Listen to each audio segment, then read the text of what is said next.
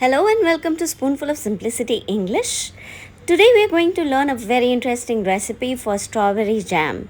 As you all know, strawberry is about to finish in the markets, and I would like to seize this opportunity to make sure that I am keeping some part of it in some way or the other. What could be better than a jam? Let me share this amazing no preservatives recipe with you so that you could also benefit from it and make some jam at home. This was a rather smaller batch that I was making, so I have taken around 100 grams of fresh strawberries. I've cleaned them well, and now I am cutting them down into pieces. This jam that I'm going to make is a with bits jam, but if you prefer to not have any bits in your jam, at this stage you can grind these strawberries and make a puree out of it before moving on to the next step. For the next step, we need a pan on the hob, and we are going to put in all the strawberries, whether crushed or sliced, into this pan and cook it at simmer. Now, the entire process of jam requires you to be cooking this at sim. Do not try to increase the heat of your hob. Now we need a few drops of lemon. I've taken around 8 to 10 drops here. This lemon in this recipe is going to work as a preservative. And then we need to add some sugar. Obviously, it's a jam, it needs to have sugar.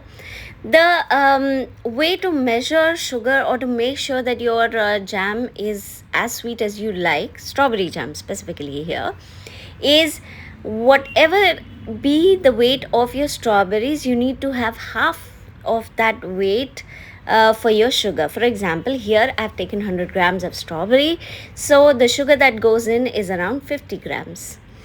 In case you prefer it sweeter or less sweet, you can adjust the sugar, but this measurement normally goes really well.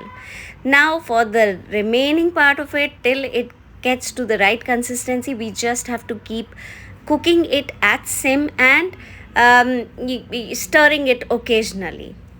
Now while it starts cooking, you will notice that there's some froth which starts developing on this jam, as you can see here. It is important that you keep removing it, and the only reason for you to remove it will be for the look. It does not have any impact on the taste or anything else, but these froth they remain even after you have bottled your jam, so it just doesn't look nice. Otherwise, there is no effect on taste, like I mentioned.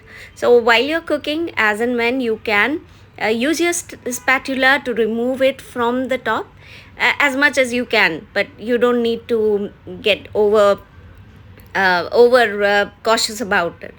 And now all you need to do is keep cooking, keep stirring till it reaches the right consistency.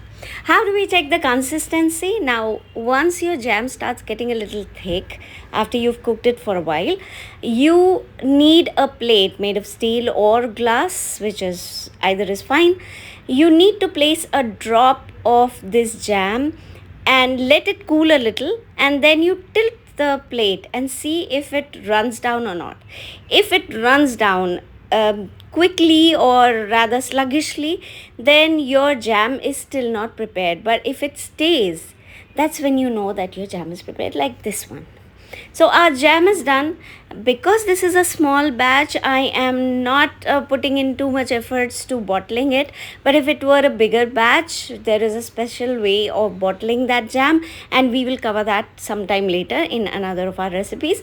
But for this one, because it's going to be consumed quickly, I am going to place it in a nicely cleaned bottle, and I have just made sure that there's no moisture in that bottle, and it is very nicely cleaned.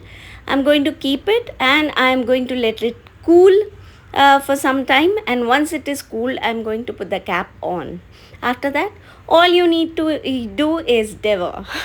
Have this jam as much as you like and cook it as many times as you like, and this will be a perfect hit every time you've made it. If you like my recipe, or if you have any queries, please feel free to reach out via comment section, and I'll be happy to answer your queries or or read what you have to say. If you haven't subscribed to my channel, please consider subscribing now. Hit the subscribe button and the bell icon. Till we meet next time. Bye bye.